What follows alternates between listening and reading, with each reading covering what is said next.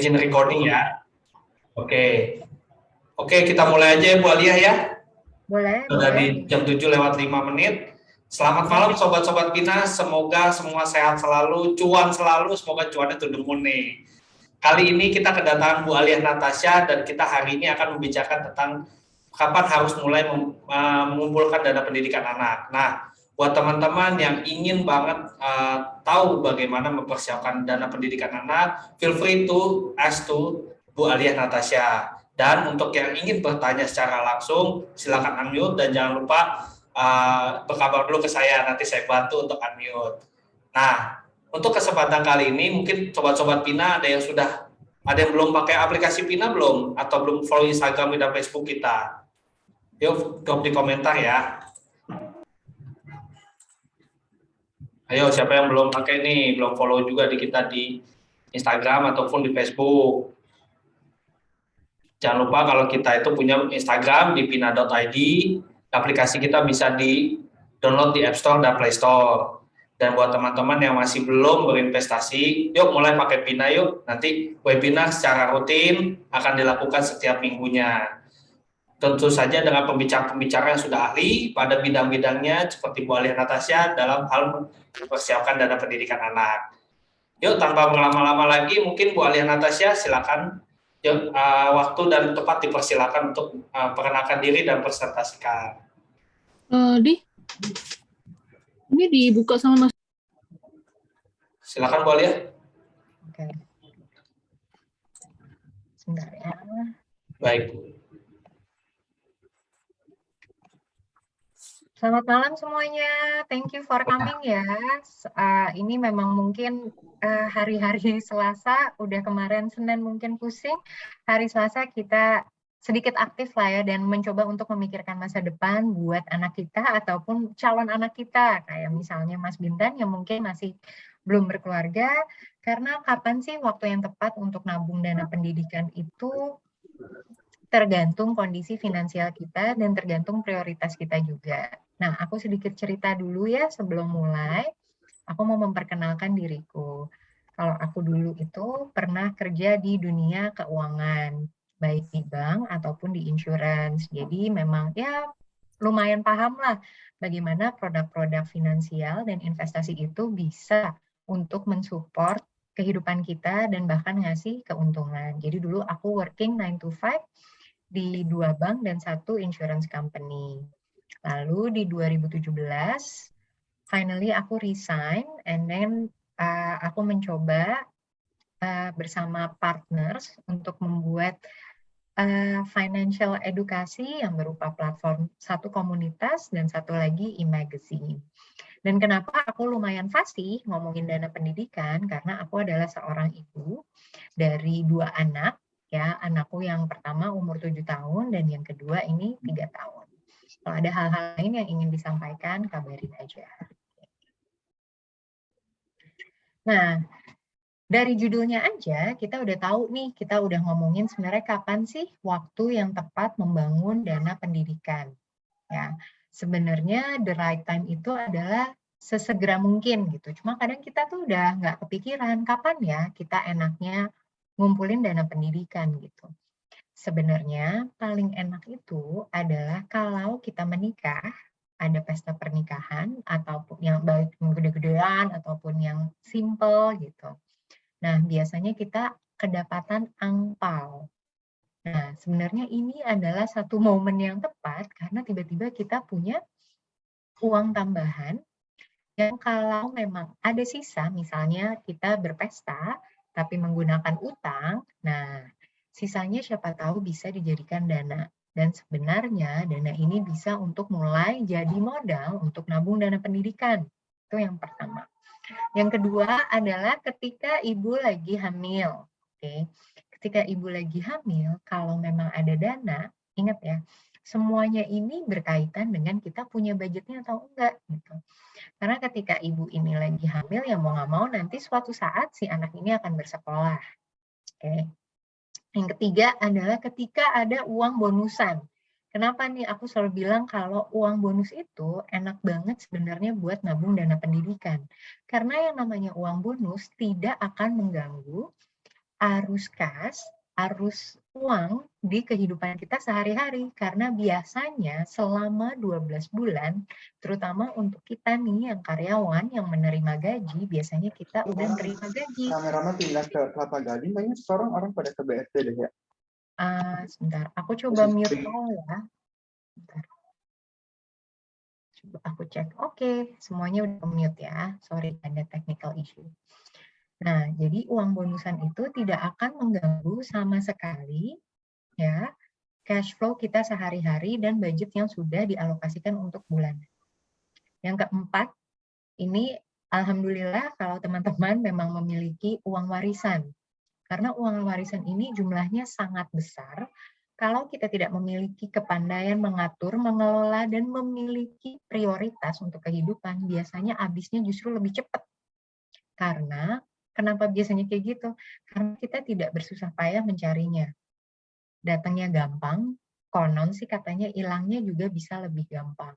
Jadi lebih banyak kebutuhan-kebutuhan entertainment, termasuk hiburan atau nambah barang-barang mewah, itu biasanya terjadi ketika ada uang warisan. Nah, alangkah bijaknya ketika alokasi dari dana warisan itu mulai kita alokasikan untuk kehidupan anak kita masing-masing. Karena yang namanya warisan kita dapatnya dari orang tua. Kalau kita menjadi orang tua, alangkah baiknya juga kan kalau memang ada yang diwariskan. Yang terakhir, kapan yang tepat adalah ketika ada rezeki. Apapun rezekinya. Oke? Oke. Jadi anytime when you have a money, it's the best time untuk membangun dana pendidikan.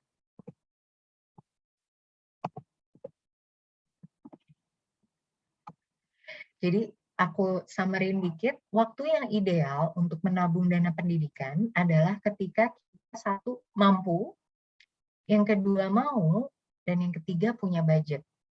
Ini aku statement sedikit aja gitu ya. Kenapa aku bilang ketika kita mampu? Karena kalau misalnya sekarang ini, terutama untuk yang misalnya baru menikah, baru bekerja, sebenarnya mampu, tapi mungkin budgetnya terbatas. Karena gaji hanya cukup untuk menopang kehidupan sehari-hari. Belum ada sisa budget untuk punya life goal yang lain, termasuk untuk biaya pendidikan. Nah, ketika kita mampu, tapi belum mau, ya juga susah. Contohnya gimana nih? Ketika kita mampu, tapi belum mau. Misalnya, kita mampu, kita punya budget, tapi ternyata prioritas kita adalah untuk membeli rumah, bukan untuk menyiapkan dana pendidikan, karena mungkin anaknya belum ada, karena mungkin memang pilihan sekolah kita ternyata cukup-cukup saja dari gaji yang kita miliki. Jadi, waktu ideal nabung dana pendidikan adalah yang pasti kamu sudah punya budgetnya. Ada sebagian dari gaji ataupun uang kamu yang bisa disisihkan untuk memiliki budget.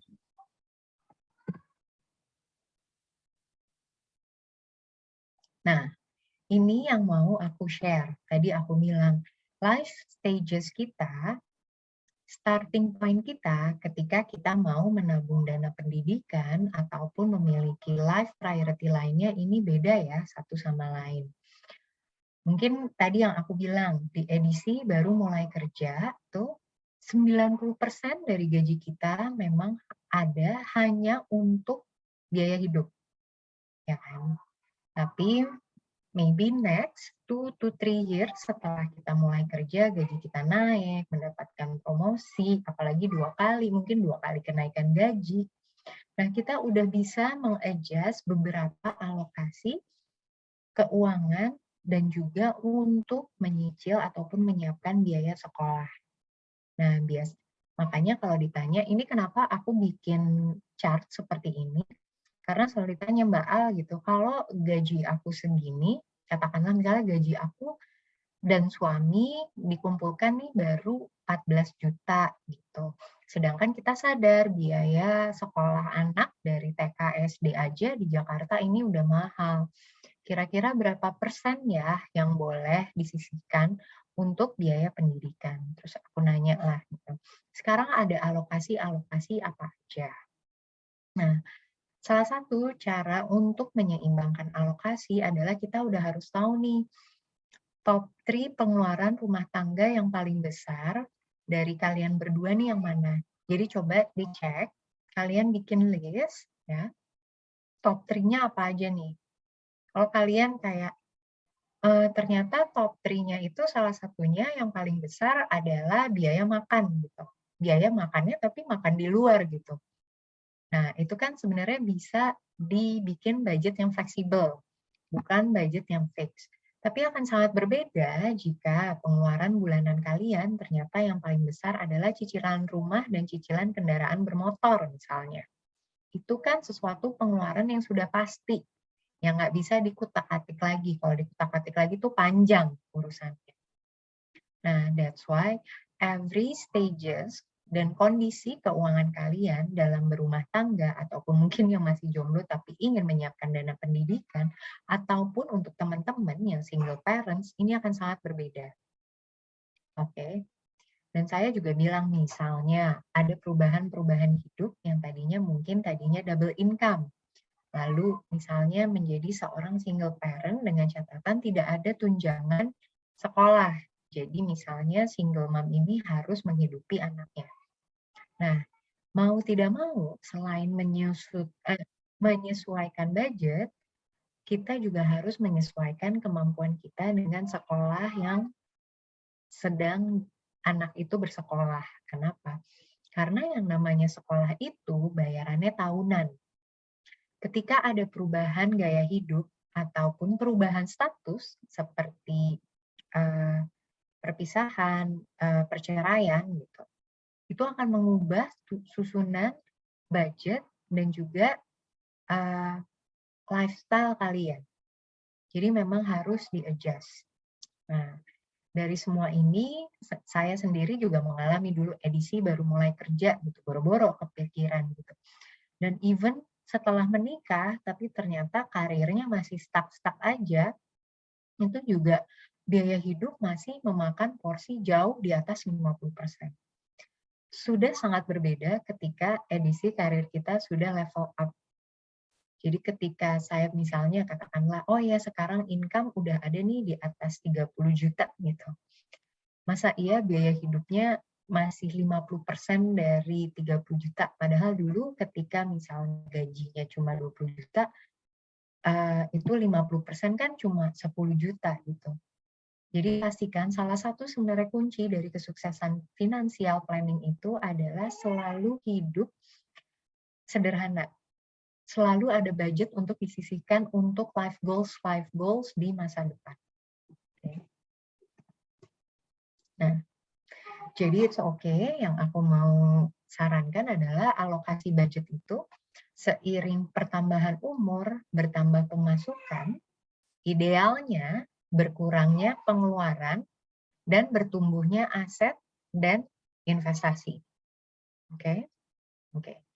Jadi cara perubahannya itu hanya ada di bagaimana kita membuat budget lebih hemat, alias hidup memang tetap sederhana, senang-senang dikit boleh, atau biasanya saya selalu memiliki dalam 1 tahun itu schedule untuk happy-happy. Jadi saya tidak membuat setiap bulan punya kegiatan happy-happy ataupun yang tiba-tiba impulsif, oke, let's liburan kemana gitu bulan ini karena ada rezeki lebih. Enggak.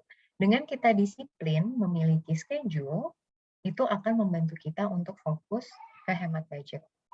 Nah, selanjutnya, yang kedua adalah perbesar income. Okay. Jadi pilihannya hanya ada di menghemat budget atau memperbesar income. Dan yang ketiga, baru kita membuat yang namanya income planning. Oke? Oke. Sampai di sini aku cek dulu di chat, ada yang mau bertanya? Silakan buat sobat-sobat Pina yang ingin menanyakan terkait dengan mempersiapkan dana pendidikan, silakan feel free untuk tanya di kolom komentar. Atau misalkan ada yang pengen tanya langsung, silakan. Yuk, mungkin sobat Pina ada yang ingin menanyakan? Belum ada, belum panas? Belum ada nih Bu, belum panas nih Bu kayaknya. Bu. Mungkin digas lagi nih Bu, ilmu wagyunya nih Bu. Oke. Next ya. Silakan Bu.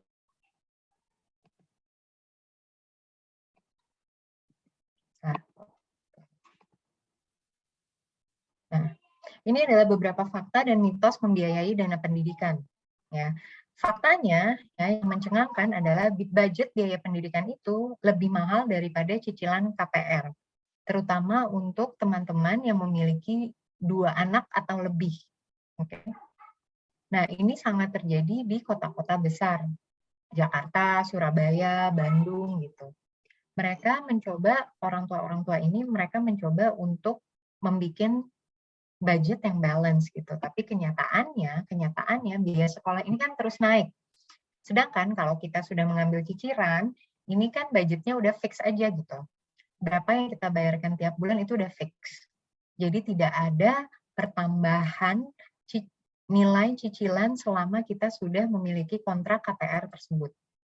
Jadi tolong diingat ya, ternyata biaya pendidikan itu bisa lebih mahal terutama untuk teman-teman yang memilih sekolah swasta. Nah, ini adalah fakta juga. Biasanya banyak kesalahan-kesalahan apalagi untuk keluarga muda, milenials yang memiliki banyak informasi, ambisi, dan keinginan itu biasanya mereka akhirnya menjatuhkan biaya pendidikan anak sulungnya ini bisa lebih mahal daripada anak kedua. Karena waktu ada anak satu, mereka belum fokus untuk memiliki anak yang kedua. Jadi mereka memberikan full perhatian, termasuk fully finansial untuk si anak sulungnya. Oke, daripada ke anak kedua. Barulah nanti ketika anak kedua itu lahir, apalagi kalau lahirannya berdekatan, misalnya bedanya cuma 1,5 tahun atau 2 tahun. Sedangkan karir kita masih belum progressing well. Jadi mungkin income-nya masih segitu-segitu aja, tapi ingat setiap ada pertambahan anggota keluarga baru, oke, itu pasti akan bertambah biaya kehidupan rumah tangga kita. Nah, yang ketiga adalah kebingungan dengan biaya les dan ekskul lainnya. Nah, harap diingat ya, kalau yang namanya biaya les dan biaya ekskul itu tiap bulannya harus dibayarkan. Jadi ini masuk ke pengeluaran bulanan. Nah, tadi kita lihat di sini, ya, salah satunya adalah biaya sekolah. Biaya sekolahnya ini 20%.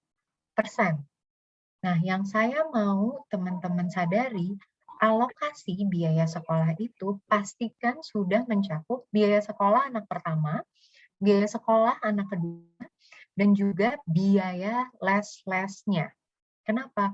Udah nggak ada room lagi nih, udah nggak ada alokasi budget lagi sebenarnya untuk biaya sekolah itu. Mau dikemanain? Nah, kalau ditanya, emang oke Mbak Al gitu, ada nggak sih rule of thumb atau general persentase budget yang boleh kita cap untuk biaya sekolah? Dalam satu rumah tangga, setelah saya timbang-timbang, saya hitung-hitung roughly, maksimal di 30%. Hampir sama dengan nilai KPR. Maksimal 30% dari income rumah tangga. Kenapa? Kalau kalian memaksakan lebih dari 30%, itu akan susah sekali mengakomodir kebutuhan-kebutuhan lainnya. Bayangin kalau cicilan rumah kita 30%, biaya anak sekolah kita 30%, sisa cuma 40%. Sedangkan di satu sisi kita juga harus jeli, bijak, dan pintar gimana caranya punya dana di masa depan. Karena punya uang itu tidak hanya untuk uang yang sekarang aja. Oke. Jadi 3 timeline dalam setiap financial decision itu berpengaruh ke masa lalu, masa sekarang, dan masa depan. Yang namanya masa lalu, kenapa nih ada di masa lalu kita berhubungan dengan uang? Itu adalah kewajiban hutang yang kita ambil. Dan selama kita berhutang, hutang itu akan mengambil porsi uang kita di masa depan. Itu yang namanya hutang. Makanya saya wanti-wanti, jangan deh sebisa mungkin take your self control dan stop mengambil utang konsumtif atau utang untuk bersenang-senang. Kenapa? Ketika kita say yes ke pinjaman online untuk utang-utang belanja yang konsumtif, yang mungkin kita emang nggak ada budgetnya, tapi kayak, oh ya bisa 12 bulan gitu. Nah, uang yang kamu ambil sekarang ini, ya kan, itu akan berdampak ke gaji kamu masa depan. Ada kewajiban-kewajiban cicilan yang harus dimakan. Tapi saya sangat agree jika memang utang itu diambil untuk pertumbuhan aset. Salah satunya adalah KPR, dan KPM itu juga it's okay. Kenapa? Ada kebutuhan transportasi dan untuk pergi ke sana-sini yang sebenarnya dilakukan terus-menerus akan jauh lebih murah dibandingkan misalnya dengan transportasi umum dan jauh lebih efektif biasanya untuk keluarga kecil. Sedangkan kalau kita tidak menaruh alokasi untuk masa depan kita, ya sorry to say, kita nggak ada harapan untuk masa depan, satu. Yang kedua adalah masa pensiun. Oke. Dan yang akhirnya biasanya masalahnya yang terjadi adalah sandwich generation. Dan ini jawabannya menggunakan dana pensiun untuk dana pendidikan. Ini adalah salah satu kesalahan yang sangat fatal yang lazim sering terjadi untuk angkatan ayah ibu kita. Kenapa? Karena mungkin zaman dahulu belum terlalu banyak informasi ataupun akses untuk misalnya sekolah di luar negeri. Oke, sekarang sudah banyak nih beasiswa yang menyediakan berbagai pilihan untuk sekolah ke luar negeri. Tapi kan nggak semua orang bisa punya beasiswa.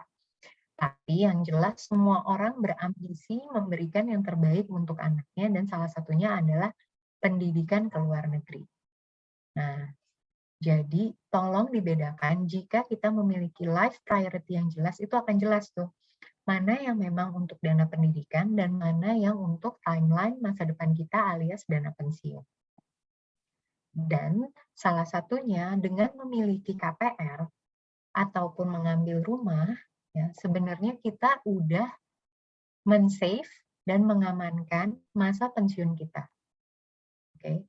Jadi ya bukannya saya ini kan sekarang katanya enakan rent atau beli. Jika memang ada dananya, lebih baik disegerakan karena kita nggak pernah tahu kapan harga properti itu naik. Dan akan jauh lebih nyaman dan aman ketika budget alokasi kamu itu memang ditujukan untuk investasi masa depan yang salah satunya dalam bentuk properti. Rumah yang akan kamu tinggali baik sekarang ataupun masa pensiun nanti. Ini adalah roadmap dana pendidikan dan apa yang harus direncanakan. Jadi yang pertama kita harus tahu adalah jangka waktu. Jangka waktunya ini berapa?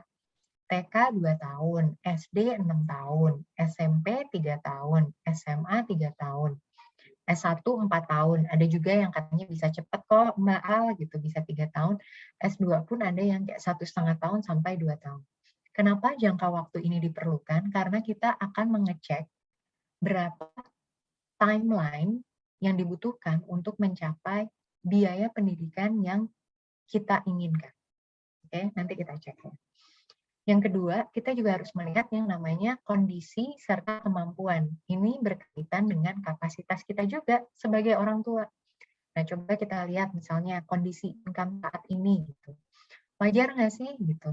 Kalau misalnya kondisi income saat ini sebagai suami istri berada di 20 juta gitu, satu rumah tangga. Tapi menginginkan sekolah anak yang 1 bulannya aja udah di 6 juta. Nah, itu kan sebenarnya pas banget tuh ya, Mbak Al gitu. Itu ada di 30%. Yes, tapi bagaimana? Apakah kamu memang hanya ingin punya 1 anak saja atau ada keinginan untuk memiliki 2 anak? Sebaiknya dipertimbangkan. Oke. Sekolah bagus itu tidak ada artinya jika satu hari nanti anak itu harus putus sekolah dari tempat itu. Biayanya lebih banyak. Kenapa? Nggak cuma biaya sekolah, tapi juga biaya mental. Karena dia mungkin di masa kecilnya merasakan, oh aku downgrade sekolah. Jika kita bisa mengantisipasi hal itu dari awal gitu dan menyiapkannya lebih baik, toh ketika income kita nanti berkembang, profesi kita jauh lebih baik, kita sudah siap menyekolahkan ke sekolah yang lebih mahal misalnya. Oke, jadi it's really important buat teman-teman itu punya yang namanya karir atau income dan business planning buat para pengusaha. Karena ini seiring dengan income gue akan berapa ya di tahun depannya. Nah, ini yang paling penting sebenarnya. Kemampuan dan literasi finansial saat ini. Karena kalau saat ini masih nol, dan kita tidak menyadari, biasa aja gitu, oh ya udah nggak apa-apa lah segini-segini aja, itu akan susah untuk mencapai life goal yang kita inginkan termasuk dana pendidikan. Karena kalau tabungan aja udah nggak cukup. Jadi memang kita harus bermain-main dengan resiko. Oke? Kalau kita tidak bersahabat dengan resiko, sekarang ini, ke depannya hidup kita yang jauh lebih beresiko. Resiko di sini yang saya maksud adalah resiko berinvestasi. Kenapa? There's a lot of risk lah, kayak health risk ataupun ya banyak kan penyakit sih ya, yang biasanya kita concern. Tapi justru kita bisa melawan semua ketakutan masalah finansial kita kalau kita mengerti bagaimana kita bisa bersahabat dengan resikonya si investasi. That's why it's really important juga ya, seperti apa sih view dan profil resiko berinvestasi. Makanya saya selalu di tiap kelas selalu mengencourage gitu, selalu pengen teman-teman untuk ya udah masuk dulu lah gitu deposito, tapi dari deposito paling enggak 3 bulan atau 6 bulan kamu belajar ya dan memberanikan diri untuk berinvestasi reksadana gitu. Dan setelah berinvestasi reksadana, nanti 6 bulan lagi kamu belajar lagi ya sampai ke saham. Karena kalau kamu terlalu nyaman dengan satu pilihan investasi, which is sebenarnya oke, tapi itu akan menggerus opportunity untuk bertumbuh. Karena ingat, yang namanya high risk memberikan reward yang lebih tinggi. Nah, selanjutnya yang harus kita tahu adalah daftar pilihan sekolah. Biasanya aku meminta nih ke klien-klien aku, oke, boleh tahu nggak daftar pilihan sekolahnya apa gitu. Nah, coba sekarang di mapping yuk gitu. Yang paling murah, yang sedang, sama yang paling mahal gitu. Nah, kira-kira dalam 2 atau 3 tahun lagi yang bikin kamu nggak bayar sesak napas nih yang mana? Apalagi kalau misalnya baru berkeluarga ya, anaknya masih TK atau SD. Kenapa? Karena ngumpulin sekarang uang pangkal SD itu luar biasa banget. Apalagi di Jakarta gitu ya. Dari berbagai survei dan informasi, rata-rata masuk uang SD swasta itu udah di atas 25-30 juta.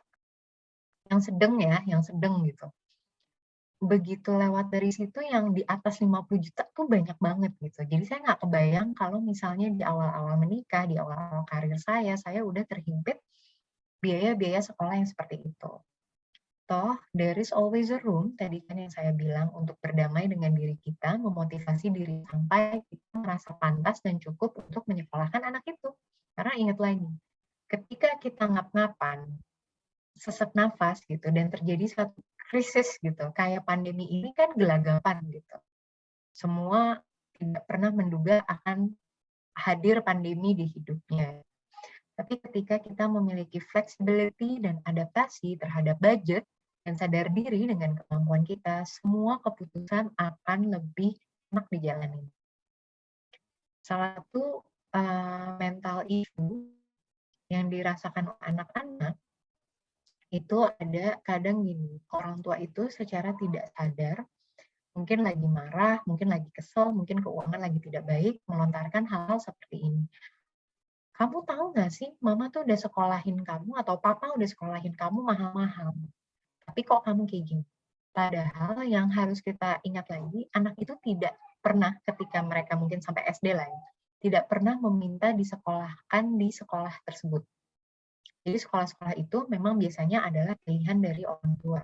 Apa yang terjadi dengan anak yang terus dimarah-marahi gara-gara sekolahnya mahal, dia membenci sekolah. Ya, dia tidak suka dengan pilihan ayah ibunya yang memilih, tapi dia yang disalahkan. Dan itu mendorong pertumbuhan mental anak yang tidak baik. Jadi please, kalaupun sekolah itu mahal, jangan pernah nyalahin ke anaknya. Atau sampai bilangnya, kamu sih mama nih sampai jual perhiasan, jual tas buat bayarin sekolah kamu. There's always an option, makanya selalu ingat dan cek lagi nih, mana yang paling murah, mana yang biasa aja, mana yang paling mahal. Dan sekarang kemampuan kamu yang enak untuk paling nggak 2-3 tahun lagi itu ada di mana. Oke. Lalu kurikulum yang diharapkan, ya itu juga menjadi pertimbangan. Yang terakhir adalah lokasi dan jarak rumah ke sekolah. Kalau bisa yang lumayan enak lah jaraknya, karena macet, apalagi di kota-kota besar itu sudah tidak terhindarkan. Nah, kategori yang terakhir adalah kita review dan plan kembali nih. Kita juga harus ngomong sama mungkin pasangan kita atau mungkin anak kita yang misalnya udah lumayan gede lah SMP atau SMA. Kemampuan kita dalam jangka menengah dan panjang ini seperti apa? Oke. Yang kedua, bagaimana nih cara kita menambah income? Karena yang tadi saya bilang, kita harus selalu ingat juga loh kalau kita harus nabung masa pensiun. Dan nggak selamanya kita sehat, jadi selagi kita muda, kita juga kreatif memikirkan gimana caranya menambah income. Dengan membuat income planning. Tapi yang namanya plan itu selalu ada. Selalu udah bisa di-prepare, selalu bisa untuk diantisipasi. Tapi jika suatu hal buruk atau kejutan-kejutan hidup lainnya terjadi, kita bisa selalu prepare dan kita selalu bisa fleksibel menjalani. Itu yang paling penting. Kenapa? Dengan adanya berbagai surprise dalam 2 tahun ini, ya, budget itu selalu bisa di-adjust, bisa diadaptasi selama kita mau dan rela menjalaninya. Kenapa? Karena biasanya kejutan-kejutan dalam hidup yang nggak mengenakan itu berhubungan dengan downgrade lifestyle dan social status. Jadi that's why pesan saya yang terakhir adalah be prepare dan be flexible. Nah, ini adalah rumus simple financial planning. Ya. Mbak Al, kok dari tadi nggak ada rumus ya? Gitu. Kenapa semuanya lebih banyak mindset, budget, income, terus kesadaran gitu? Karena sebenarnya finance itu adalah ilmu sosial, bukan ilmu eksak. Jadi dia itu fluid. Dia itu harus fleksibel. Dan fleksibelnya ini kayak apa? Dengan common sense kita. Masuk akal nggak sih? Gitu. Kalau kita selalu cenderung melakukan atau membuat keputusan-keputusan yang tidak masuk akal, itu akan mengganggu kondisi finansial dan juga mental kamu. That's why simple financial planning itu cuma akan fokus di 2 hal. Yang pertama adalah income. Setelah kita punya income, ini gimana nih mengatur budgetnya? Mengatur budget itu sama halnya dengan mengatur self-control kita. Tidak menggunakan rumus matematika. Menggunakan self-discipline sama self-control kita. Selama kita tidak memiliki self-control, self-discipline, ataupun life priorities, itu budget pasti amburadul. Apapun. Cuma karena kita ngomonginnya dana pendidikan, jadi saya akan ngomonginnya dari sisi point of view dana pendidikan. But remember, budgeting, income, and financial planning itu social science. Jadi kembali lagi ke manusia-manusia sosialnya yang menjalankan. Nah, berapa sih waktu yang dibutuhkan untuk menabung dana pendidikan? Oke, jadi itu tadi ya, kita udah harus tahu. Nah, yang kedua, kita juga harus ngecek nih berapa jumlah aset dan liabilitas saat ini. Liabilitas ini biasanya cash, berupa tabungan. Kalau aset itu udah berupa produk atau bentuk lah, baik bentuk kayak rumah, mobil, perhiasan. Nah, ini setahu aku ada di aplikasi Pina nih bisa men-track. Benar nggak Mas Bintan? Betul sekali Bu Alia, kita bisa nge-track pengeluaran dan juga kita juga bisa buat budgeting loh dengan cara koneksikan bank di aplikasi kita. Jadi sekilas ya aku memang punya beberapa bank, cuma memang aku baru meng-connect salah satu bank account aku dengan aplikasi Pina dan dari situ langsung kelihatan tuh berapa uang yang keluar masuk, berapa standby cash.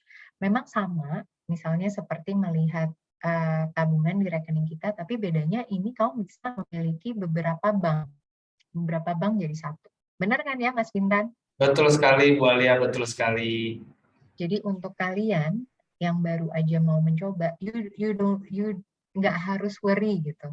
Karena selama aku udah nyoba mengconnect beberapa bank account itu aman dan safe. Nah, ini kok bisa aman dan safe? Jadi gini, jadi Bank Indonesia itu memberikan API itu apa ya? Bisa mengkonekkan antar bank internet banking, mobile banking kepada aplikasi penyedia jasa layanan supaya bisa mengetahui pengeluaran juga. Kurang lebih seperti itu, Bu. Ya, benar banget. Jadi memang secara platform, kadang kan kita takut ya gini, kok platform ini canggih banget gitu, bisa ngasih lihat account kita di semua bank gitu. Tapi yang harus diingat adalah aplikasi ini tidak bisa melakukan transaksi tanpa sepengetahuan kita. Dia hanya mirroring, hanya merefleksikan transaksi yang terjadi di bank-bank yang kita connect ke apps. Transaksi yang bisa dilakukan di Pina ini hanya reksadana dan saham. Tapi itu pun ada confirmation step-nya juga gitu. Jadi you don't have to worry. Nah, aku lanjut ya.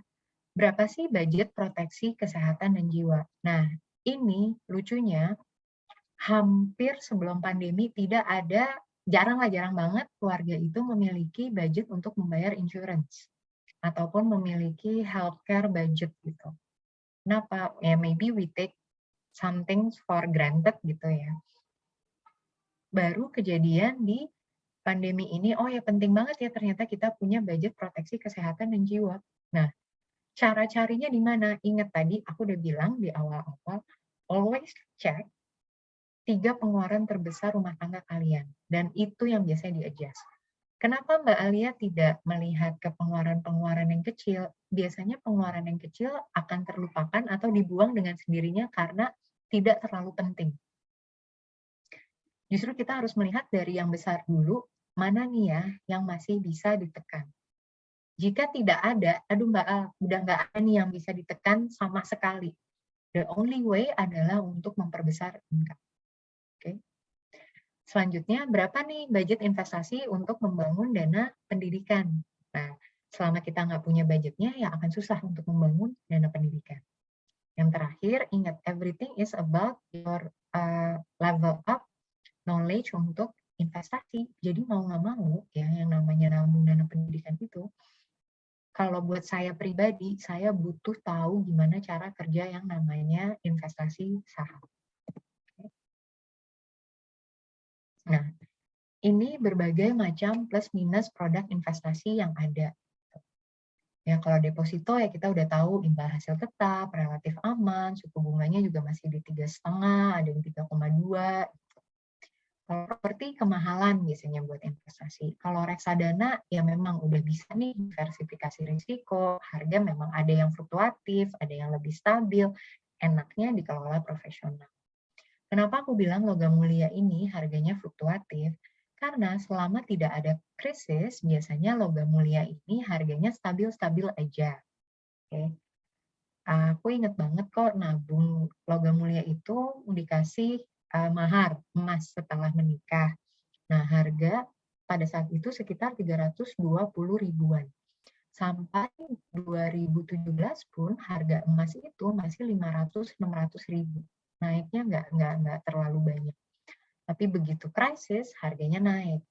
Nah, makanya saya bilang, tapi kan kita tidak pernah menginginkan ada harapan krisis. Jadi fungsi berinvestasi logam mulia untuk dana pendidikan adalah untuk menyeimbangkan portofolio kita jika memang krisis itu terjadi.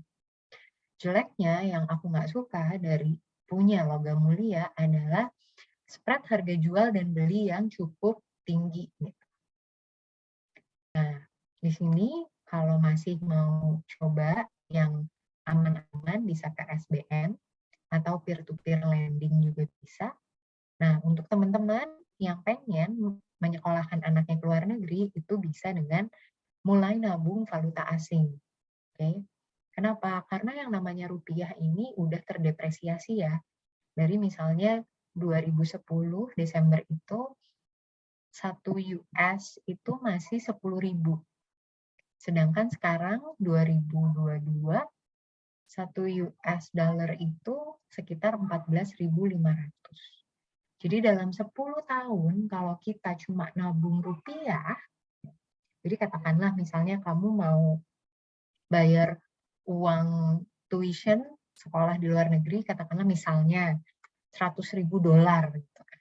Terus kita udah nabung nih. Cuma kan ketika 10 tahun lalu $100.000 itu hanya membutuhkan 1 miliar. Oke.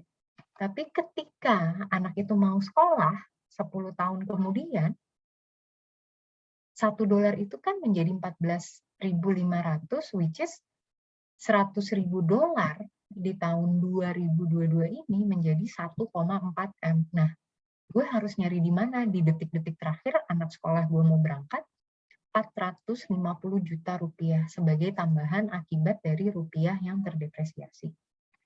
Jadi jika memang sudah memiliki mindset untuk sekolah ke luar negeri, better dari sekarang mulai menyisihkan yang namanya valuta asing. Nggak cuma dolar, nggak cuma USD dolar, tapi mungkin beberapa mata uang asing lainnya yang selama 5 tahun terakhir ini terus menguat.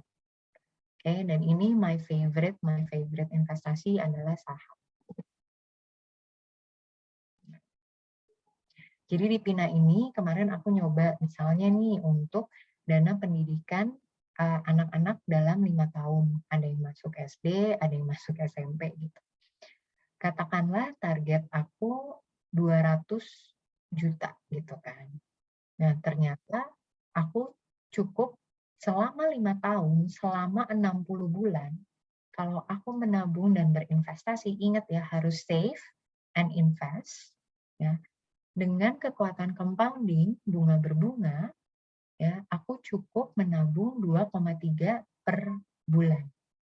Jauh lebih enak kan. Nah, enaknya lagi, ini Pina bisa mereferensikan beberapa produk pilihan reksadananya, ya, sesuai dengan profil resikonya masing-masing. Nah, ini yang paling atas, terus kita cek nih, kenapa ya Pina memilih si Sukorinvest Equity Fund ini? Oh, well, karena ternyata dalam setahun terakhir performance-nya naik terus nih. Di sini kelihatan ya, return 1 bulan aja itu 4% 1 bulan. Jauh lebih tinggi dibandingkan deposito setahun. Nah, ternyata Sukorinvest Equity Fund dalam 1 tahun itu berhasil memberikan return hingga 26%. Okay. Tapi karena ini bukan kelas investasi, jadi investasi one-on-one-nya, semua hal yang perlu kamu tahu soal investasi bisa cek di Pina Academy. Ya, jadi ada aku suka banget sih bacain artikelnya gitu, karena it's very easy, it's very nice untuk punya starting journey investasinya Pina. Nah, yang harus teman-teman ingat ya, ini time itu sangat berperan, megang kunci banget dalam membangun dana pendidikan. Ya. Jadi kita udah harus tahu tuh, kita udah harus tahu yang namanya know the timeline, know how much do you need, berapa yang kita butuhkan. Dan ingat, the earlier you invest, you can start with smaller amount. Jadi semakin early, semakin cepat kita invest, semakin kecil dana yang harus kita sisihkan setiap bulan. Nah, kalau teman-teman cek, aku kemarin habis ngitung-ngitung dan bikin stories tentang dana pendidikan. Kalau ternyata misalnya mama ambisius ini ingin menyekolahkan anaknya di start seperti Maudi Ayunda, aku kira-kira butuh 4 miliar. Oke. Nah, anakku yang paling gede kan udah 7 tahun. Jadi mungkin sekitar 10 tahunan lagi nih gitu. Dia bisa masuk Stanford, amin. Harus nabung berapa ya biar bisa tercapai si 4 miliar ini. Nah, ternyata kan 10 tahun dikali 12 bulan kan 120 bulan. Ternyata aku harus nabung sebanyak 16 juta rupiah, sorry, 16 miliar lagi dari mana? 16 juta rupiah. Wow, itu hampir sama dengan cicilan rumah lumayan mewah loh di Jakarta setiap bulannya. Tapi apa yang terjadi kalau misalnya teman-teman nih masih misalnya umurnya 20-an gitu dan anaknya masih dalam kandungan atau masih on progress gitu, nikah aja belum. Nah, ini iseng-iseng aku tulislah, oke, kalau 200 bulan, which 16 tahun gitu, berapa sih yang harus aku sisihkan sekarang ini? Oh, jauh banget bedanya, 5,7. Hanya sepertiga dari 16 juta. Tapi memang waktu yang dibutuhkan memang lebih panjang, tapi sekarang adanya di sini gitu. So remember, the earlier you start, itu amount-nya semakin smaller alias semakin kecil. Nah, jadi remember, time plays the biggest role in compounding and investing. Oke. Nah, aku juga bilang kan tadi, kalau saham itu menjadi salah satu kekuatan produk pilihan aku untuk nabung dana pendidikan. Ini bukan ajakan membeli ataupun menjual ataupun memilih saham, ini just a sharing story. Oke. Ini salah 2 saham favoritku. Tapi yang satu itu kita harus tahu pentingnya untuk mendiversifikasi investasi, termasuk dalam urusan memilih saham. Karena ini menjadi tanggung jawab kita pengennya cuan, pengennya anak kita berangkat ke Stanford, ya kan? Jadi ada 2 yang selalu aku tekankan. Yang pertama, untuk mengantisipasi krisis-krisis ataupun kejutan-kejutan di dunia saham yang terjadi, pilihlah blue chip. Ya, salah satunya adalah BBCA. Kenapa? BBCA ini selama 20 tahun lebih harganya terus naik. Perusahaannya terus berkembang. Secara growth, laporan keuangannya juga terus berkembang. Dan dia menjadi salah satu penggerak market saham di Indonesia. Oke. Nah, yang kedua, tugas kita adalah menemukan saham-saham yang judulnya growing stock. Gitu. Apa tuh? Gitu. Saham-saham kecil yang kayak kecil-kecil cabai rawit tapi memiliki potensi yang sangat tinggi. Ini salah satunya, maaf, jujur saya punya, tapi bukan ajakan membeli ya. Saya punya saham ini karena dari dulu saya melihat dan tahu story behind-nya, Mark ini bagus banget. Cuma jeleknya dulu saya tradingin, nggak saya investingin. Jadi kayak beli 10%, jual 20%, jual gitu. Padahal saya bisa aja loh dalam 5 tahun ini top up aja terus. Toh saham Mark Dynamics ini memberikan return dalam 5 tahun hampir 500%. Karena kemarin sempat menyentuh angka 1.300. Yang di 2017 itu harganya cuma 250 perak. Can you imagine kalau kamu hold terus sampai 1.300? Tapi memang kamu harus tahu perusahaan apa sih Mbak Al, Mark Dynamics ini, percaya nggak percaya dia adalah pabrik pembuatan sarung tangan. Ada yang digunakan untuk militer, ada yang digunakan untuk healthcare. Jadi ketika COVID kemarin, dia bukannya bangkrut, dia malah naik banyak. Nah, that's why ketika kamu mau investasi saham, kamu juga harus tahu tuh story-story dan alasan kenapa kamu memilih saham itu. That's it dari aku. Maybe better kita start Q&A session-nya aja. Oke, karena, nah ini penting banget buat aku, education itu adalah paspor untuk ke masa depan, untuk ke esok hari, karena yang memiliki masa depan itu yang mempersiapkannya dari sekarang. Makanya kita harus nyiapin dana pendidikan. Oke, thank you. Aku balik. Terima kasih Bu Alia, terima kasih untuk penjelasannya, untuk segala hal yang bisa kita pelajari malam ini terkait dengan mempersiapkan dana pendidikan. Nah, Bu Alia, kalau boleh tahu nih Bu, dari Bu Alia sendiri, udah berapa lama nih Bu pakai Pina nih Bu? Tahun lalu ya, kalau nggak salah. Wow, udah lama Bu ya, dari tahun lalu. Ya mungkin karena emang profesiku kali ya, jadi kayak harus aware juga gitu dengan berbagai platform, karena kadang ada yang nanya gitu. Even toh untuk mencoba-coba pun kayak 50.000, 100.000 kan juga udah bisa sebenarnya untuk mengetahui. Karena menurut aku kalau kita nggak tahu cara mainnya, cara kerjanya, manfaatnya, ya sayang aja. Gitu. Oke, itu buat teman-teman, Bu Alia saja sudah menggunakan aplikasi Pina. Nah, aplikasi Pina ini sebenarnya adalah aplikasi yang dimiliki oleh PT Trust Sekuritas dan kita sudah memiliki izin OJK. Nah, aplikasi kita ini udah punya fitur-fitur yang beragam. Kalau boleh nih, saya izin share screen ya. Ya. Oke, buat teman-teman yang merasa aduh, aplikasi Pina itu di mana yang nyarinya? Bisa download di aplikasi di Play Store ataupun di App Store. Karena saya menggunakan Android, bisa menggunakan di Play Store. Lalu, kalau sudah menginstalnya dengan aplikasi Pina, tinggal dibuka saja. Nah, begini tampilan awalnya untuk aplikasi Pina, dan jangan lupa untuk teman-teman yang baru mendaftarkan diri, jangan lupa untuk input PIN ya. Oke, jadi PIN-nya itu nanti setelah input PIN, teman-teman bisa banget loh membudgetkan pengeluarannya. Nah, kebetulan nih, karena saya ada beberapa budget yang memang offside, karena tidak dicatat, jadi jangan sampai kejadian seperti saya ya. Nah, di satu sisi, buat teman-teman yang merasa ingin, aduh saya ingin berinvestasi untuk dana pendidikan anak saya, bisa melalui home screen ini, lalu investasi berdasarkan goalnya. Nah, dari sini teman-teman bisa mempersiapkan dana pendidikan anak dengan memilih yang ini. Nah, tinggal teman-teman ngecek kira-kira total biaya yang dibutuhkan untuk pendidikan anak saya dari TK sampai kuliah itu berapa ya? Atau enggak misalkan, buat kuliah aja deh aku persiapkan, boleh.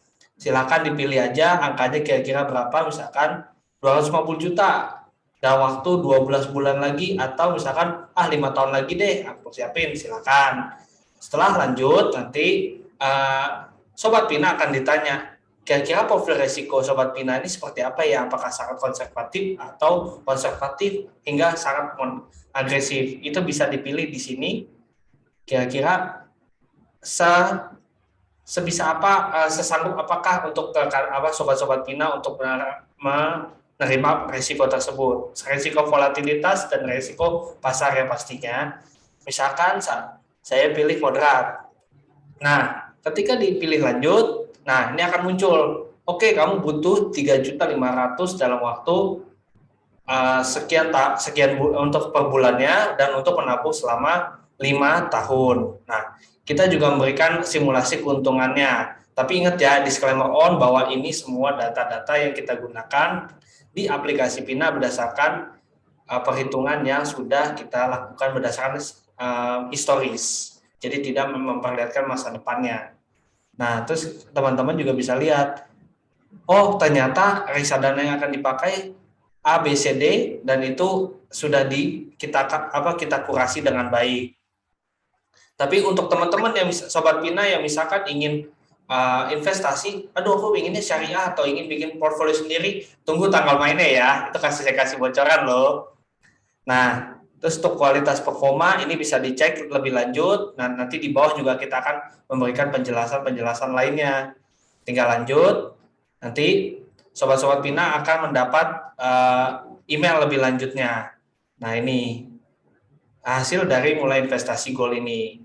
Selesai deh. Setelahnya, kalau memang Sobat-Sobat Pina ada yang ingin ditanyakan ke Bu Alia atau ke saya, silakan.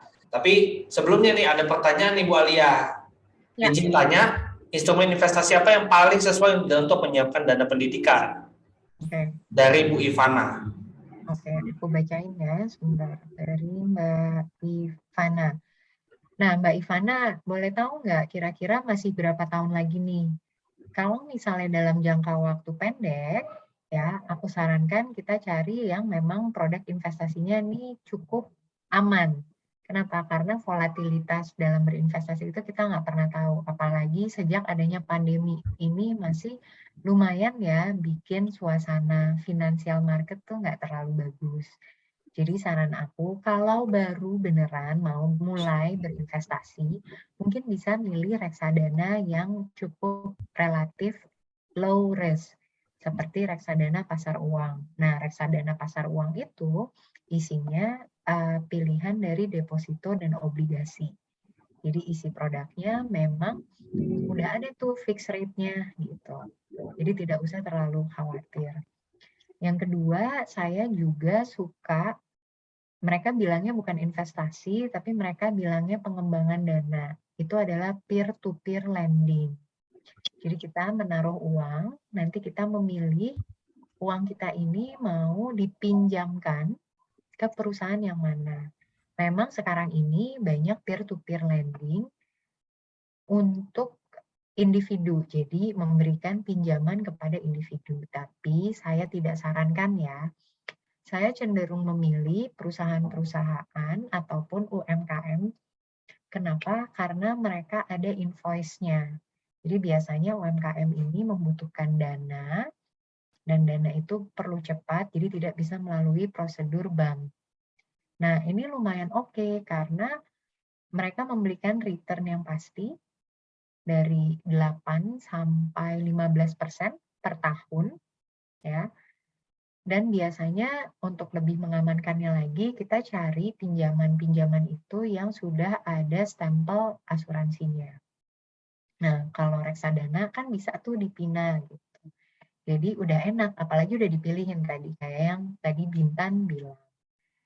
Tapi kalau buat saya pribadi, in the long run, dari sekarang kalau ada budgetnya, kita juga mulai untuk coba investasi di saham. Karena saham secara long run memberikan return yang sangat-sangat maksimal. Oke. Selanjutnya. Silakan Bu Alia, mungkin masih ada yang ingin dijelaskan? Oh iya ya, nggak apa-apa. Aku sambil bacain aja ya di kolom chat. Ya, ini ada lagi nih Bu, pertanyaan dari Bu Sheila. Saya bingung di tengah keterbatasan dana yang ada, lebih baik mengedepankan dana pendidikan atau dana darurat. Silakan Bu Alia.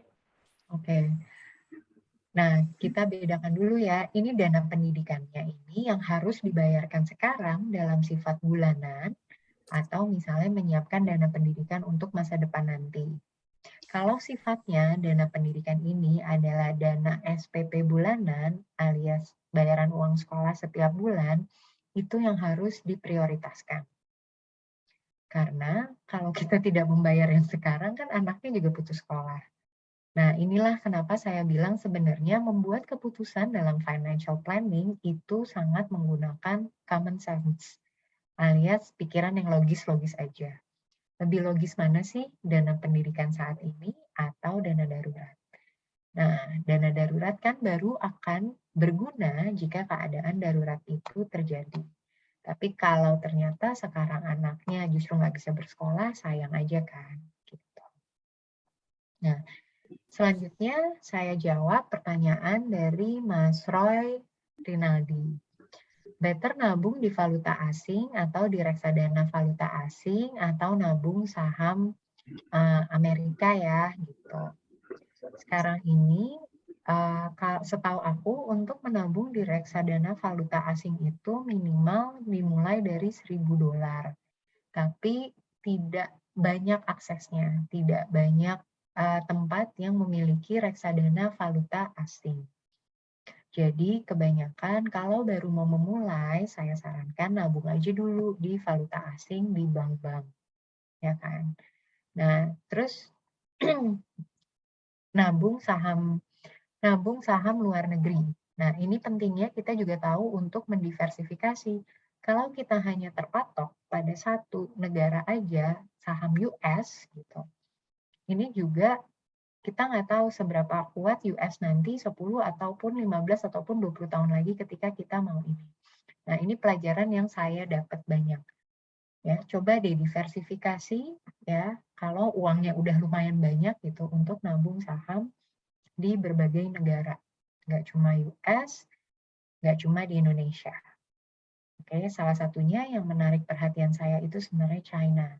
Walau China sekarang ini lagi krisis, tapi justru itu, biasanya after crisis ada recovery. Nah, dan kita bisa melihat potensial dengan kekuatan populasinya Cina, pertumbuhan ekonomi, dan termasuk IT teknologi, ini gede banget. Luar biasa. Jadi kita lebih baik tetap diversifikasi ke beberapa negara, Bu ya, saham-sahamnya, Bu ya. Ya, kalau memang sudah ada duitnya, karena memang nggak murah untuk diversifikasi saham ke Betul. negara-negara lain. Gitu. Betul. Tapi kan ngapain kita loncat duluan diversifikasi investasi di luar negeri kalau yang sekarang aja belum kita lakukan nih di Indonesia. Nah, dan kan Betul. bisa mulai journey-nya di PINA juga kan. Betul, Bu. Apalagi ada artikel-artikel PINA tuh yang gampang banget. Dan aplikasinya sih sangat user friendly ya. Untuk newbie tuh menurut aku sangat-sangat user friendly gitu. Khususnya untuk nabung saham ya. Betul, karena di Bisa PINA kasih lihat dikit nggak sih? gimana, Bu? Bisa Gimana, Bu? kasih lihat dikit nggak sih yang nabung saham di PINA? Oh, bisa, Bu, bisa banget. Sebentar, Bu, Oke. saya login kembali, Bu ya. Nah, Ya. kalau boleh tahu nih, Bu, Ibu apakah sudah melakukan investasi di China, Bu? Udah ETF tapi. Oh, oke, Bu. Boleh kasih Karena bocoran nggak, Bu, nih? Saham apa nih, Bu, di China itu yang lagi mentereng sekali nih, Bu? yang aku punya doang aja kali ya, aku cuma punya Tencent. ETF cari yang ETF tech aja. Oke. Cuma memang kan susahnya adalah gini, kendala kalau kita mau menabung saham di luar negeri itu, kita harus mendeposit dalam bentuk falas. Jadi kita Betul. harus punya, dan itu biasanya harus dilakukan di cabang-cabang bank. Nggak bisa langsung kita dari mana, bank m-banking gitu. Jadi biasanya kita harus datang ke bank, transfer dolarnya sekian gitu, nanti masuk gitu. Baik. Nah, ini kan ini gampang banget sih. Nah, coba kasih lihatan. Boleh, Bu. Nah, kita di aplikasi PINA itu juga melakukan investasi saham dan reksadana. Nah, misalkan teman-teman pengen investasi di saham, tinggal cari di bagian, saya ulangin ya, dari home ke menu invest, habis itu nanti cari investasi. Nah, semua ada saham di sini, tinggal dipilih. Misalkan ingin tematik berdasarkan hasil kurasi kita ataupun ingin mencari sendiri. Nah, kalau misalkan ingin mencari sendiri, silakan ke lihat semuanya. Nah, di sini semua lengkap, tinggal Sobat Pina membelinya dengan cara membeli di ketika market buka. Nah, kebetulan market jam 8 ini sudah tutup, jadi dilanjut besok ya. Nah, ini tinggal beli dan kita juga memberikan keterbukaan informasi bahwa ada biaya beli loh di aplikasi kita juga. Kurang lebih seperti itu. Ya. Betul, Bu, betul. Karena by the way, Mas Bintan, ada yang nanya, ketika kita membeli saham ini, apakah dimasukkan ke goals dana pendidikan juga? Langsung ke reflect nggak? Tidak, Bu, karena goals itu fokusnya untuk reksadana saja. Karena kalau kita mengelola juga untuk saham, berarti kita bukan menjadi kayak aplikasi poker lagi, tapi kita jadi manajer investasi. Seperti itu. Oke, itu juga aku juga jadi tahu. Jadi sekarang berarti memang untuk nge-track reksadananya aja. Betul, Bu. Ternyata pertumbuhan saham kita ini juga bertumbuh, nanti terus masuk ke rekening bank kita, itu kan kelihatan tuh network kita juga naik ya. Betul, Bu, karena kita juga bisa menge-track network kita di sini. Bagian sini. Nah, ini bisa kita track berapa total aset kita dan berapa total liabilitas kita. Dengan menginput masing-masing aset, yaitu beberapa akun finansial kita dan juga liabilitas kita juga bisa ditambah. Misalkan, saya punya utang KPR, tapi kalau saya belum ya, by the way. Segera. Nah, misalkan hunian. Nah, total hutangnya ada berapa? Misalkan 1M. Nah, tinggal disimpan deh.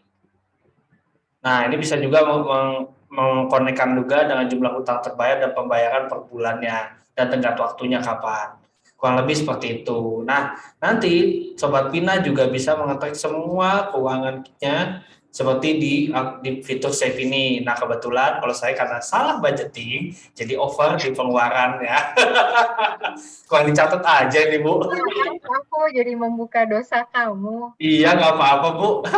Kan memberikan boleh balik ke beberapa ini nggak? Yang tadi ketika kamu bilang bisa menginput secara manual. Bisa dong Bu, karena nanti di liabilitas ini kita kalau misalkan kita mau input di network ini, misalkan kita mau input aset, contoh Saham. boleh, misalkan di saham ini kita tambah aset di bagian bawah ini, tambah misal ada uang, ada kendaraan, ada properti, saham, reksadana, dan kita juga bisa nge-track kripto loh, hanya menge-track bukan untuk bisa jual beli ya. Ya. Oke. Oh, ini dia. Kita langsung ke reksadana. Atau misalkan, aduh tengah-tengah, kayaknya reksadana nanti aja deh, saham dulu. Oke, kamu tinggal pilih saham. Pilih sahamnya, kira-kira kamu punya saham apa? Misalkan kamu punya Goto.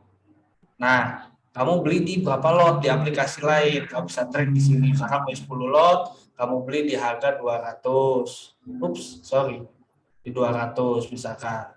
Nah, kamu udah mengetahui, oh ternyata saya udah untung 100%. Alhamdulillah. Oke. Alhamdulillah. Hebat itu kalau bisa 100%. Yang iban dan akan aset kita akan bertambah dengan sendirinya dan kita bisa meng-track setiap waktunya. Dan by the way, ini bukan ajakan beli ya. Apapun yang ada di sini, ini portofolio lama saya. By the way, coba balik back ke yang tadi sekali. Nah, di atas itu ada saham. Di bawahnya ada reksadana lagi nih, ada investasi sama aset. Bedanya apa nih? Nah, kalau yang ada di saham, reksadana, dan investasi, ini yang terkonek dengan RDN yang ada di aplikasi Pina, Bu. Jadi, jadi misalkan Sobat Pina punya saham di aplikasi Pina ini. Nah, ini akan ter-track, oh ada sahamnya, ada kurang lebih sekian juta. Nah, di reksadana juga bisa di-track lewat di network itu. Karena network juga masuk ke invest dan invest akan masuk ke network. Kurang lebih. Oke, jadi ke track, tapi jadi bisa langsung ke track ya sebenarnya. Betul, Bu. Cuma tidak ke capture di dalam goals. Betul, Bu. Oke. Karena goals akan menjadi berbeda lagi nantinya. Karena semua yang ada di situ hanya ada di bagian ada di bagian goal saja, dan itu hanya investasi pada reksadana seperti itu, Bu. Mungkin sobat-sobat Pina ada yang ingin menanyakan tentang aplikasi Pina ataupun tentang mempersiapkan dana pendidikan, feel free to ask ya. Tapi sebelumnya nih Bu, ada pertanyaan dari Kak Ismi. Nah, bagaimana skema investasi terbaik untuk mempersiapkan dana pendidikan anak sampai kuliah? Nah, kebetulan saat ini anaknya Kak Ismi ini berusia 7 bulan dan sementara akan ada fase PAUD, TK, SD, SMP, SMA yang mungkin akan membutuhkan biaya juga. Gimana, Bu Alia? Jadi biasanya kalau mau mengumpulkan biaya pendidikan itu, kita mengumpulkan per jenjang. Jangan dikumpulkan sekaligus. Kecuali memang sudah ada budgetnya. Ingat, semakin besar budgetnya, mungkin kita bisa membelah jenjang-jenjangnya. Tapi kalau sementara, kayak misalnya masih 7 bulan, dan misalnya belum ada biaya ke PAUD, berarti kita fokus ke yang PAUD. PAUD udah kelar, di checklist, baru ke yang SD. Karena kalau kita mengumpulkan semuanya dalam waktu yang bersamaan, itu capek. Karena yang PAUD aja belum kelar, ngapain kamu ngumpulin yang udah sampai SMA? Ya kan? Ketika satu PAUD udah kecek, SD udah kecek, kamu bisa bernafas sedikit-sedikit. Biasanya kalau misalnya saya punya checklist, financial goals yang sudah saya berhasil kumpulkan, nah saya jeda sedikit, saya bela-beli yang lain, nanti baru semangat untuk ngumpulinnya lagi. Karena kalau dikejar terus-terusan, biasanya kita kelelahan. Oke. Nah, terima kasih Bu Alia untuk penjelasan. Tapi ada pertanyaan lagi nih Bu, kalau 2 tahun lagi, akan kuliah 2 tahun lagi, instrumen terbaiknya apa nih Bu? Deposito atau SBN atau mungkin reksadana? Silakan Bu Alia. Ya, tadi udah aku bilang juga, memang deposito dan SBN ini paling aman ya, gitu. Tapi kayaknya dengan inflasi yang tinggi tahun ini akan tetap tergerus. Kalau saya jadi Mbak Foni, gitu, saya akan mulai mencoba ke reksadana. Ya, reksadananya apa aja? Bisa dimulai dari yang resiko rendah, seperti pasar uang, lalu baru beranjak ke reksadana campuran. Jadi memang kita juga harus mendiversifikasi resiko-resiko tersebut. Nah, mungkin Mbak Foni bisa akan jauh lebih terbantu ketika menggunakan aplikasi Pina tersebut. Gitu. Baik, kalau misalnya Tadi ada kan ya, Tan? apa tuh, Bu Alia? Di aplikasi Pina kayak masukin dana segini dengan profil resiko segini, ini loh produk-produk rekomendasi Robo. Betul Bu, karena kita fokus untuk mendiversifikasi aset juga supaya kedepannya kalau ada volatilitas market nggak langsung drop.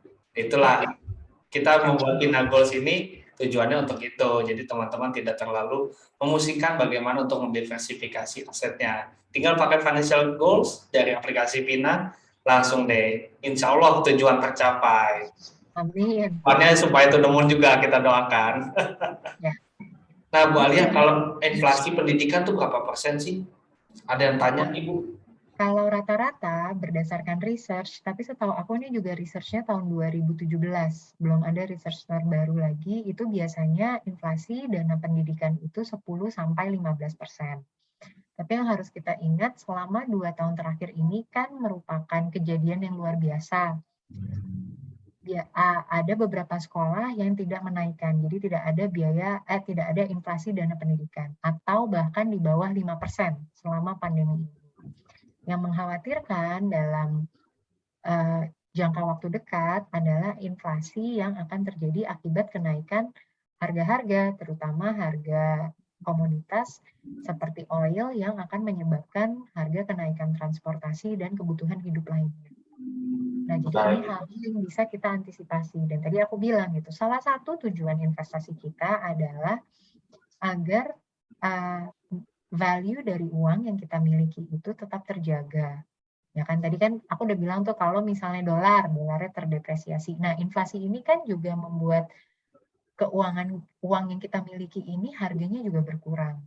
That's why itu bisa dicari solusinya hanya dengan berinvestasi. Gimana caranya uang itu tetap bertumbuh gitu. Baik. Jelas sekali Bu Alia menjelaskannya hari ini. Buat teman-teman yang masih ingin menanya, silakan. Oh, ada lagi nih Bu. Dari Kak Widodo, istri saya guru di sekolah swasta, ada bonus untuk biaya pendidikan. Apakah cukup kami fokus dulu untuk persiapan dana kuliah secara biaya sampai SMU dengan keringanan? Seperti gimana nih Bu penjelasannya? Mungkin kalau aku akan tetap mulai menabung ya gitu. Tapi karena misalnya udah ada jaminan gitu, keringanan biaya pendidikan, pertanyaannya adalah sampai kapan istri kamu akan bekerja di sekolah tersebut? Ya kan, jangan sampai sewaktu-waktu misalnya udah resign tapi nggak ada biaya yang bisa dipersiapkan. Kalau memang ternyata karir, makanya ini kan tadi aku bilang gitu, salah satu yang bisa orang tua lakukan adalah dengan karir dan income planning. Kalau memang dalam jangka waktu misal katakanlah 10 tahun lagi istri Anda ingin berkarir dan tumbuh di sekolah sekarang saat ini, ya nggak ada masalah. Dan toh berapapun dana kuliah yang dipersiapkan, jika sewaktu-waktu dibutuhkan gitu, ketika misalnya mau pindah gitu, berhenti kerja atau apa, ya nggak apa-apa diambil dulu sebagian. Baru nanti kita bisa kumpulin lagi untuk dana kuliahnya. Ya kan? Baik. Apakah semuanya masih ada pertanyaan nggak nih kira-kira untuk Bu Alia? Aku tambahin sedikit. Boleh Bu Alia.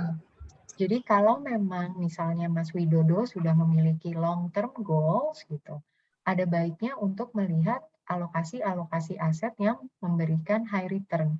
Walaupun high risk, tapi tadi saya bilang gitu, time is our best friend untuk mengumpulkan investasi. Baik. Jelas banget nih penjelasan dari Bu Alia malam ini bagaimana mempersiapkan dana pendidikan anak. Nah, ternyata Kak Widodo masih pengen nanya nih Bu. Kalau pindah harus hitung income jauh lebih besar dari sekarang ya. Udah mulai nabung saham, kripto, ETF dan lain-lain Bu ya. Ya, berarti kan kalau misalnya pindah, tapi kalau misalnya pindahnya tetap ke sekolah lain yang memberikan keringanan biaya pendidikan kan sebenarnya nggak ada masalah. Namun jika hal itu tidak ada, itu yang harus dipersiapkan. Tapi kan yang selalu aku bilang, apapun yang kita siapkan, kalau ada kejutan-kejutan lucu gitu, ya kita harus adjust lagi gitu. Dan the best way untuk adjust adalah prepare dari jauh-jauh hari gitu. Baik, jelas banget nih penjelasan Bu Alia malam ini. Semoga teman-teman tercerahkan bagaimana untuk persiapkan dana pendidikan anak. Nah, buat teman-teman yang masih belum follow Instagram kita, bisa follow di pina.id dan di Insta Facebook kita di pina.id. Nah, buat teman-teman yang masih belum mendownload aplikasi Pina, yuk mulai download karena kita banyak banget nih webinar selanjutnya dengan pembicara yang memberikan ilmu super wagyu. Pokoknya kualitas terbaik supaya cuan kalian juga to the moon. Nah, buat teman-teman yang download aplikasi, silakan ke Play Store ataupun App Store. Dan jangan lupa cari promonya supaya promonya juga dapat memberikan cuan kalian juga nih, menambah cuan kalian, menambah semangat berinvestasi kalian untuk mencapai seluruh tujuan keuangan kalian, terutama untuk dana pendidikan anak. Oke, untuk Bu Alia, terima kasih banyak atas materinya, terima kasih banyak untuk malam ini. Semoga sobat-sobat Pina semakin cuan, semakin happy juga. Terima kasih Bu Alia. Terima kasih ya semuanya teman-teman. Terima kasih juga buat Pina, Mas Bintan.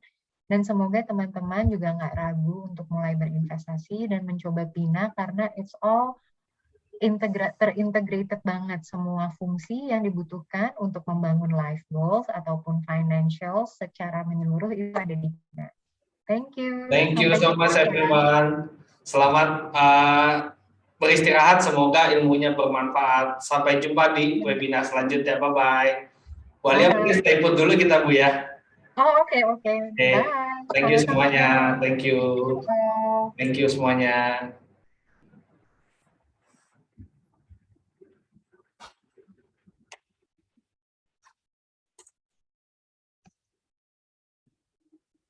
Sebentar Bu ya.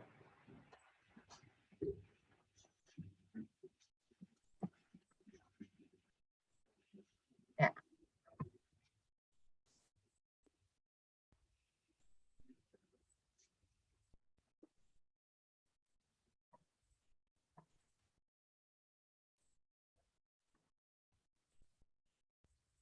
Sudahkah? Oke, saya bentar.